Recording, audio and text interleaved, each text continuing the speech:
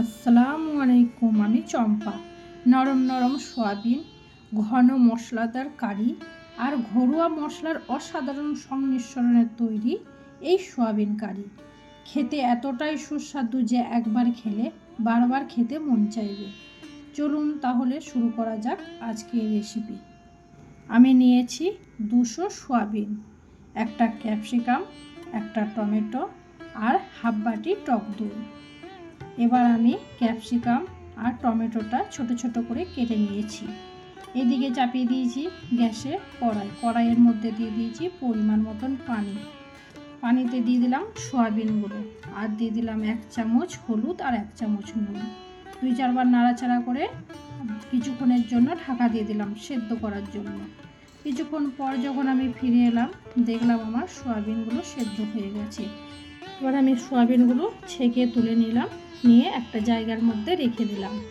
এইদিকে গ্যাসে দিয়ে দিলাম কড়াইয়ের মধ্যে দিয়ে দিলাম পরিমাণ মতন সর্ষে তেলটা যখন গরম হয়ে গেল কেটে রাখা টমেটো আর ক্যাপসিকাম আর একটা পেঁয়াজ আমি গোল গোল করে ছাড়িয়ে নিয়েছিলাম তেলের মধ্যে দিয়ে লাল লাল করে ভেজে নিচ্ছি। যতক্ষণ না ক্যাপসিকাম টমেটো আর পেঁয়াজ লাল লাল করে ভাজা হলো ততক্ষণ অবধি আমি নাড়াচাড়া করে নিয়ে তেল থেকে ছেঁকে ওইটাও একটা জায়গার মধ্যে রেখে দিলাম। এদিকে ওই কড়াইয়ের মধ্যে দিয়ে দিলাম আর একটু সর্ষে তেলটা যখন গরম হয়ে গেল সেদ্ধ করা সয়াবিনটা তেলের মধ্যে দিয়ে লাল লাল করে ভেজে নিচ্ছি। যতক্ষণ না লাল লাল করে ভাজা হবে ততক্ষণ অবধি আমি নাড়াচাড়া করে নেব। সয়াবিনটাও লাল লাল করে ভেজে এবার আমি তুলে নিয়ে একটা জায়গার মধ্যে সয়াবিনটাও রেখে দিলাম। ওই কড়াইয়ের মধ্যে দিয়ে দিলাম আবারও সর্ষে তেলটা যখন গরম হয়ে গেল দিয়ে দিলাম একটা তেজপাতা আর অল্প একটু গোটা জিরে দিয়ে তেলের মধ্যে লাল লাল করে ভেজে নেব।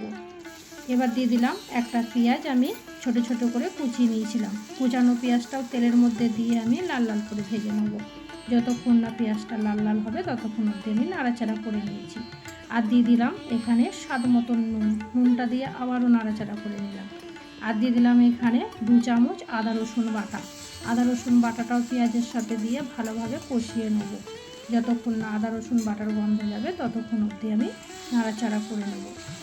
দিয়ে দিলাম এখানে পরিমাণ মতন মশলা, লঙ্কা গুঁড়ো, হলুদ গুঁড়ো, জিরে গুঁড়ো আর ধনে গুঁড়ো সব রকম মশলা দিয়ে তেলের সাথে আমি ভালোভাবে কষিয়ে নেব। যতক্ষণ না মশলার গন্ধ যাবে ততক্ষণ অবধি আমি নাড়াচাড়া করে নেব। দিয়ে দিলাম অল্প একটু পানি যাতে না মশলাটা ধরে যায়। এই সময়টাতেই রান্নার আসল স্বাদ তৈরি হয়। যত ভালোভাবে মশলা কষানো হবে সয়াবিন কারির রং, গন্ধ আর স্বাদ ততই অসাধারণ হবে। দিয়ে দিলাম আমি এখানে হাফ বাটি টক দইটা দিয়ে মশলার সাথে দিয়ে ভালোভাবে কষিয়ে নেব।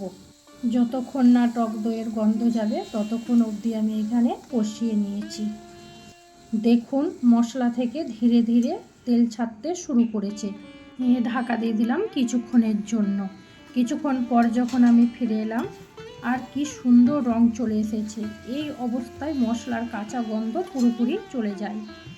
এবার আমি দিয়ে দিলাম ভেজে রাখা সয়াবিনটা। দেখুন মশলার মধ্যে পড়তেই সয়াবিনগুলো কি সুন্দর দেখাচ্ছে। এখন খুব ভালো করে নাড়াচাড়া করে মশলার সাথে মিশিয়ে নিতে হবে।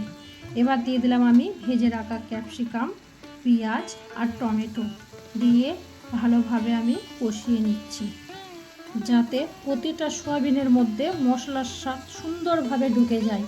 এই সময় আঁচটা মাঝারি রেখে 4 থেকে 5 মিনিট ভালো করে কষিয়ে নিন। ধীরে ধীরে দেখবেন সয়াবিনগুলো মশলার রং টেনে নিচ্ছে আর কি দারুণ গন্ধ বেরাচ্ছে। দিয়ে দিলাম আমি এখানে অল্প একটু পানিটা দিয়ে নাড়াচাড়া করে আমি এখানে ঢাকা দিয়ে দিলাম আবারও কিছুক্ষণের জন্য। দেখুন মশলা আর সয়াবিন একদম মাখামাখি হয়ে গেছে। এখন তৈরি হবে একদম রেস্টুরেন্ট স্টাইলের সুস্বাদু সয়াবিন কারি। দিয়ে দিলাম আমি এখানে হাফ চামচ গরম মশলা গুঁড়ো আর দিয়ে দিলাম স্বাদ মতন চিনি দিয়ে 2-4 বার নাড়াচাড়া করে নিচ্ছি।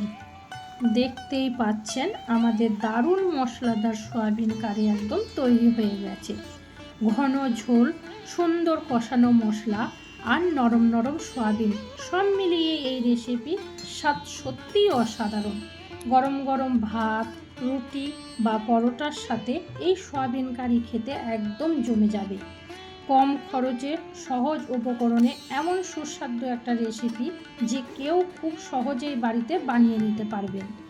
আপনারা অবশ্যই একবার সয়াবিন কারি বানিয়ে দেখবেন আর কেমন লাগলো কমেন্টে জানাতে ভুলবেন না। ভিডিও ভালো লাগলে একটা লাইক করে দিন, বন্ধুদের সাথে শেয়ার করুন আর চম্পা কিচেন চ্যানেলটা সাবস্ক্রাইব করে পাশে থাকুন। এমন আরও সহজ সুস্বাদু এবং ঘরোয়া রেসিপি নিয়ে আবারও খুব তাড়াতাড়ি হাজির হব।